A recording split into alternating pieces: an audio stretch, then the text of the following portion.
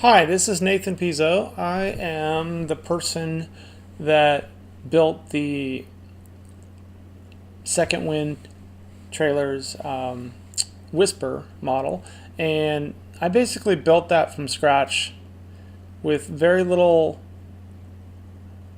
step-by-step preparation on paper. So what I did was I basically studied a lot of other designs, and I basically figured out what I needed to get in order to make this happen. And so what I want to do here is not necessarily at this point give you a step-by-step or a laundry list of things to buy, that sort of thing, but just kind of prepare you for what I think you'll need to consider before you go through and just build one. So what I've done is I've built from the original model that I built a 3D model of the Whisper in my 3D program so that it's very similar, but not perfectly to scale, but it's close enough that you get an idea of what it takes to build it and what things go where, and kind of what I went through to make it happen. So it's just going to be very kind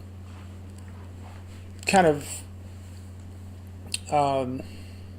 a basic primer to be able to build a teardrop, and not necessarily something that is going to prepare you to do every step. But I will endeavor to add more detail as I go along as far as what you need to buy, what sort of things you need to look for, and what sort of options you have. And in any case, you don't need to build it exactly like I did. In fact, some of the ways that I did things, I probably would do them a little different just because I found out that there's a little better way to do it. But that's how almost every build like this is, unless you find somebody who's already put together an exact recipe that you have to follow. So I kind of don't like things better when I don't have to follow an exact recipe. So I'll just go through and we'll figure out together how to do this.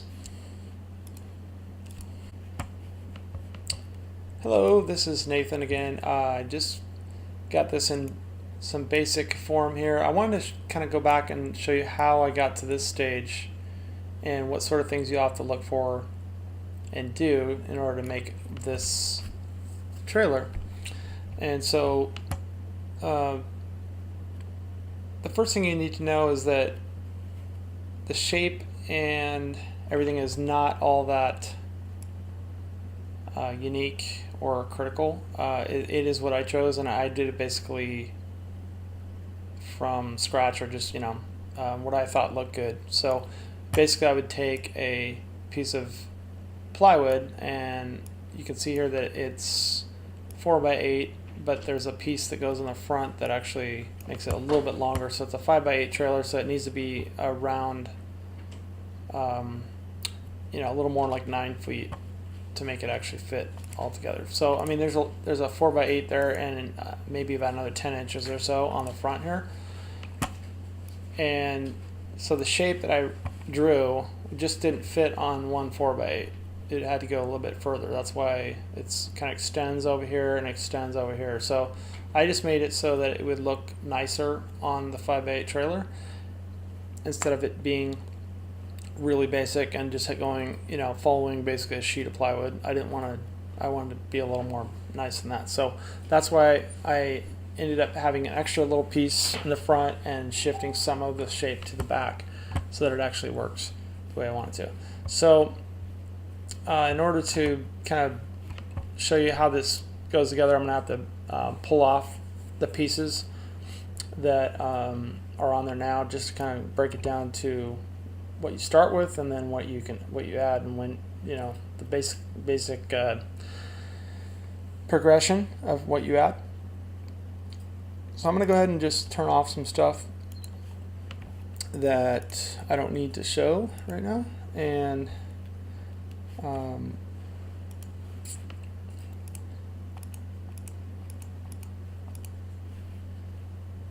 let's see. Let's start with everything but the main floor off, and I'll just show you what that looks like.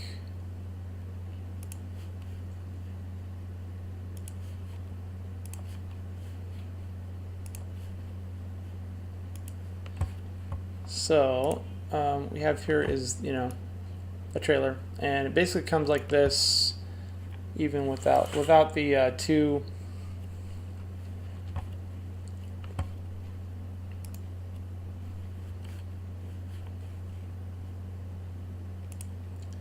without the main floor on it. It, you know, would look like this. Basically, the only thing you know about the trailer is, you know, where the structural parts of it are, so you can attach the flooring.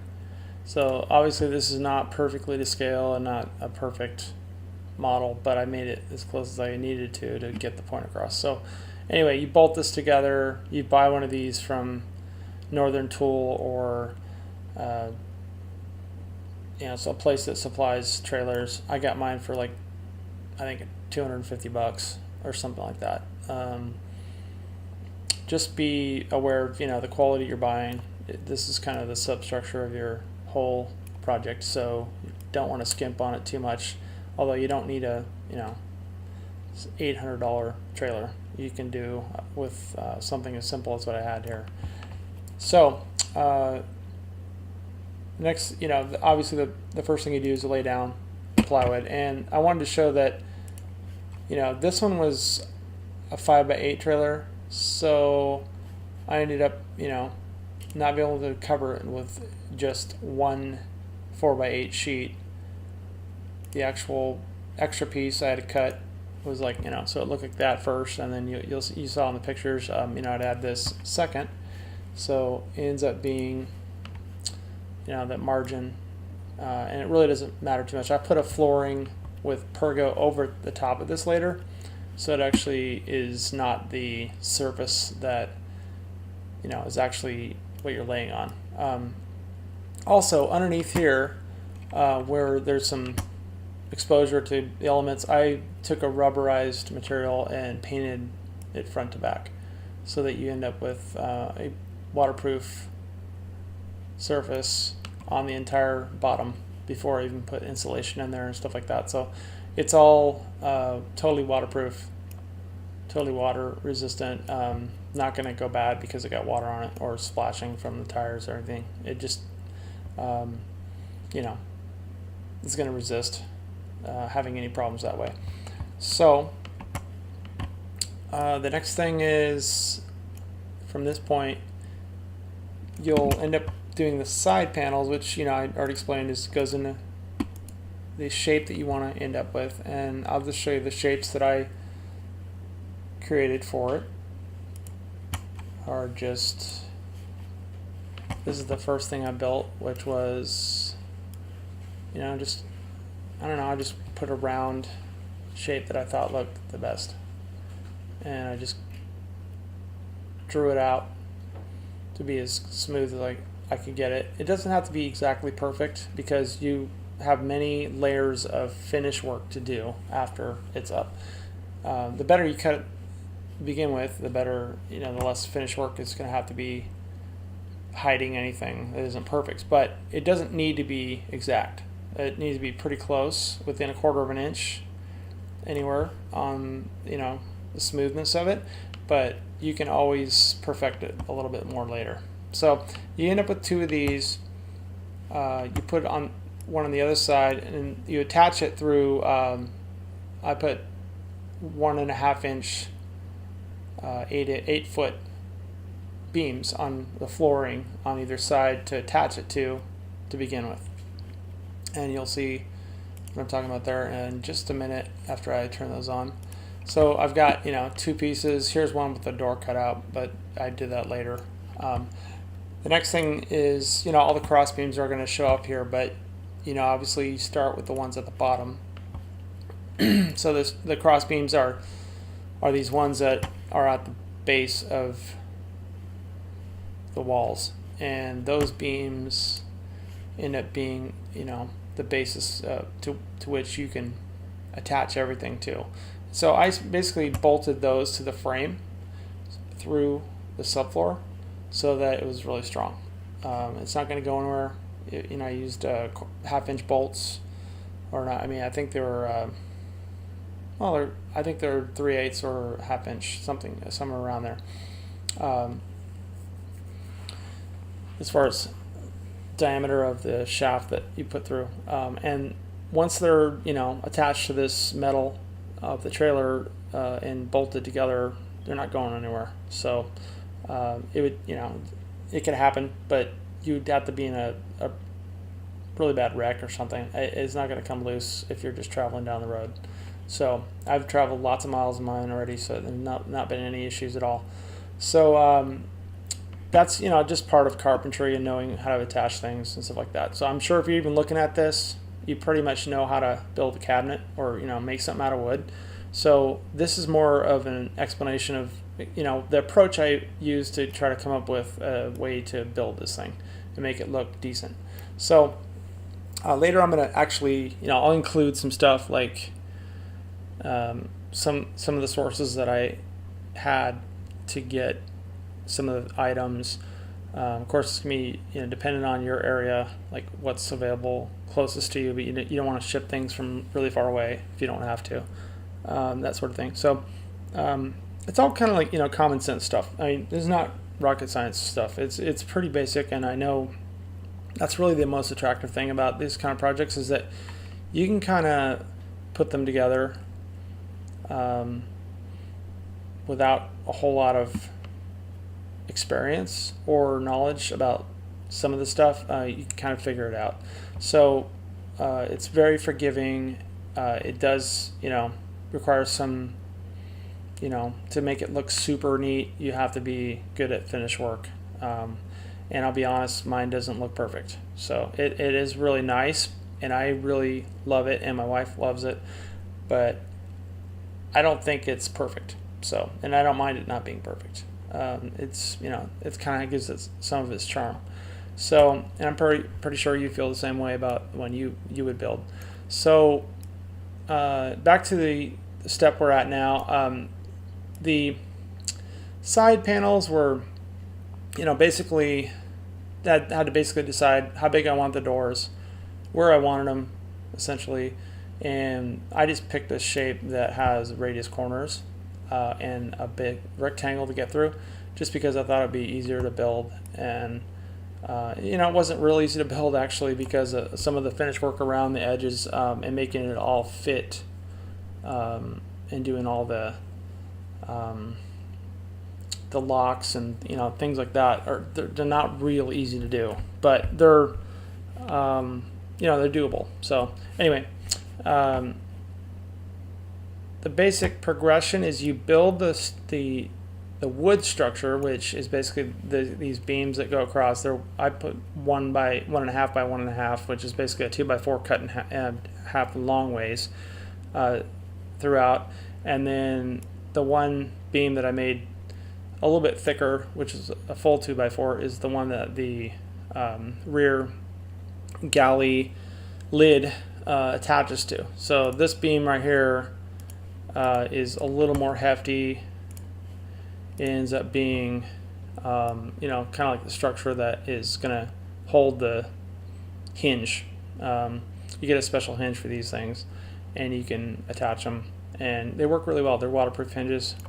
They don't let any moisture in. It's really great. So next thing you need to do when you're close to this step is build your area in the middle here, which is going to have all of your all the things that you need for cabinets and the galley in the back and all that. So I didn't get real into the cabinetry because I'm not really a cabinet maker, but I did do a pretty good job of structuring it so that I would end up with something that was fairly strong. So this is kind of half of it. Kind of gives you the inside portion, and then I have the other portion, which is more of like the galley side or the kitchen side, and that together just gave this the sides a lot more rigidity, and it made it feel like you could do some things in here. You've got your I've got two areas where I can put like a cabinet on the left side, and his and hers cabinets, really, basically. I put like a lid or a cover on this side and another one on that side, and then I left this part in the middle open for we have like a small 24-inch screen that we can watch movies with or whatever. And then also have, you know, a top area here that you can store stuff, and it's got a little bit of a lip so that things won't fall off, and you know, so that you'll have plenty of storage. So the only thing I would do different when I built another one is probably make this height area right here, I'd probably make this a little bit taller. This is about 12 inches, and I think I should have made it more like 14. So that's the only thing I really regret. I probably didn't make it quite tall enough. But as far as the overall size inside, it's plenty big. I mean, this whole area that you have to sleep in is actually equivalent to the size of a queen size bed, which is totally fine. It never feels cramped or anything. Plenty of room side to side, and it basically has a 6-inch pad that goes almost to the top of where this threshold is, and then the door is able to, you know, close. It works out real well. So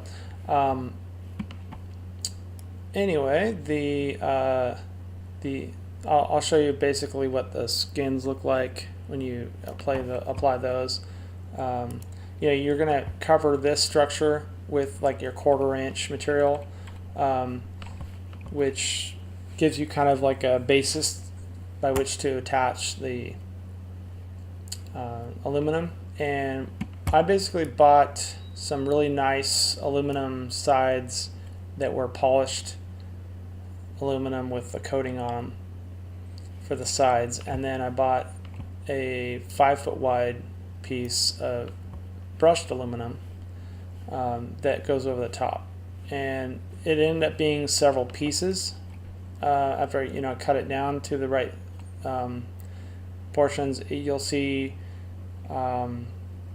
you know, what I had to do to make those things work. So basically, you know, they end up being the top and the sides are all you know, placed on there first in big squares, like, you know, so you'd have like a big thing that you glue onto both sides, so the sides get glued like straight on. And I basically use like a construction glue. Worked great. You just slather it on there, use a nice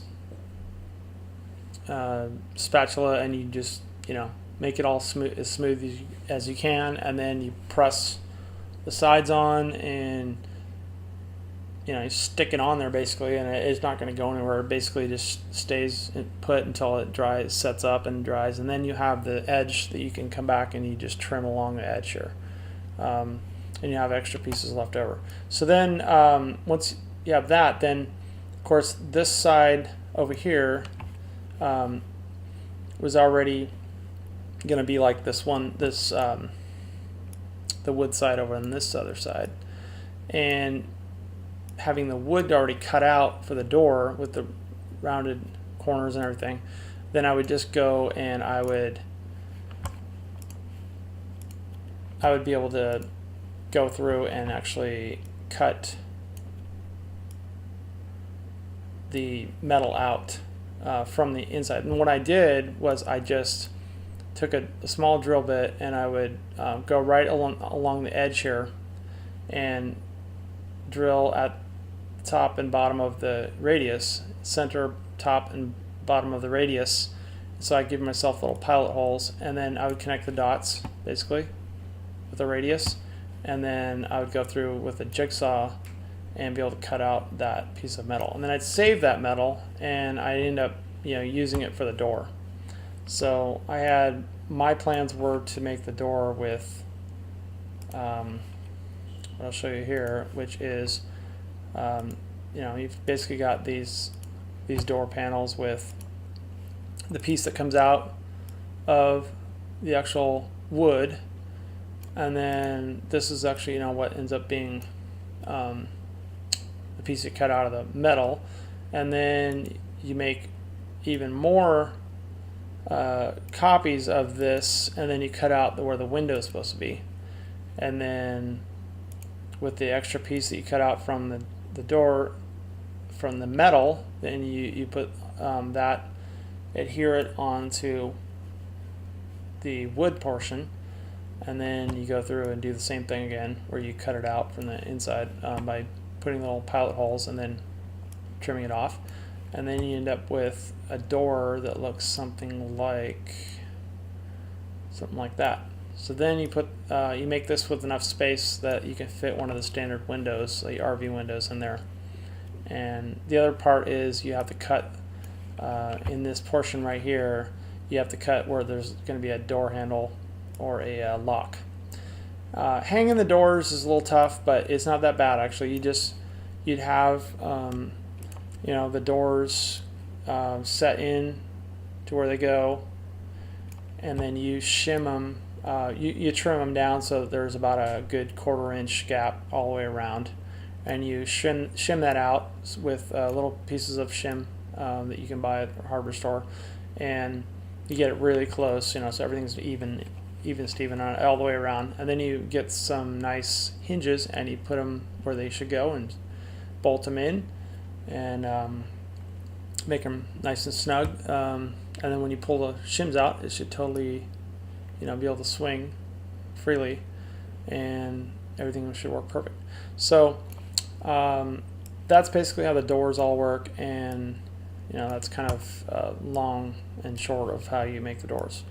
Of course, the shape will be different and things like that. The other thing I wanted to show you is I had diamond plate that I bought, and I put in a fair amount of work to make it a little custom and nice. And so what I ended up with is a toolbox and the little things all around the edges here that actually made it look really nice. But that was all hand done. This is something that I wanted to do. It's a little extra. It's not something you have to do, but it gave a little more character. And so I just want to render this real quick and just have you see kind of what that ended up looking like. So it basically was sheets of aluminum diamond plate that were polished, and I think they're polished and coated, so they're pretty easy to take care of. But you have, I basically needed to make up the difference here on the front end, and plus, it's better to have it a little protected. So I also made a custom toolbox to put the battery stuff in, and have all the electrical in the front here. So I basically was able to kind of put little fenders, and I'll probably go into detail later and show you exactly how I made that, but it's basically like a plastic and a rubber hammer, and I basically custom built or bent those pieces to fit on there, and then I screwed them on to the trailer metal part. So worked out really well. And the other thing, I bought some nice fenders, which ended up being, they're not cheap, but they were definitely worth it. Made it look better, as far as I know. I kind of like them, with these nice aluminum fenders. It makes it look kind of neat. So the only other thing I want to mention before I go for now and start figuring out the next video is, there's going to be a rear lid, and it's worth going into its own video with how to build it. It's a little more complicated to build than I had anticipated. So it's it's a fair amount of work to get this thing right, but it's basically following the shape of the side here, and the way I did it was I had it cover the entire back. Sometimes people just make them a little less tall, and they end it like right at this point right here, and they make it only swing open this much. So I just did the way I did it. It works really well. It's a little bit heavy, but it actually works really nicely. So, and the other thing that's not even indicated here is the fan, which you can see the little square for the fan right there, but it's not in the picture yet. So that's going to be in a later video about how to do that. That's just something you buy and then you add to it. Not super hard to wire up or do things with. So, so this basically is, you know, how it looks and how it works. That's kind of the long shot view of how to put together this particular trailer. So I call it the Whisper. I don't know why I came up with that name, but I just did. And I got little letters that are made out of chrome to put on the back. You probably saw pictures of that too. Those are, you know, you can find them on the internet. You just buy, you know, the letters that spell what you want it to be called, and I put it on there. So, and I also, you know, I do logos and do other stuff myself. So I made it extra neat by, you know, making it SecondWindTrailers and having a logo for it and everything. So anyway, we will probably have another video in about a week or so, and I'm going to go into a little more detail on these items. And if you have any specific questions, which I'm sure, you know, there's going to be plenty, let me know what you really want to know about, and I'll try to get detailed about that particular thing. Okay. All right. Well, thank you for checking this out, and we will talk to you soon.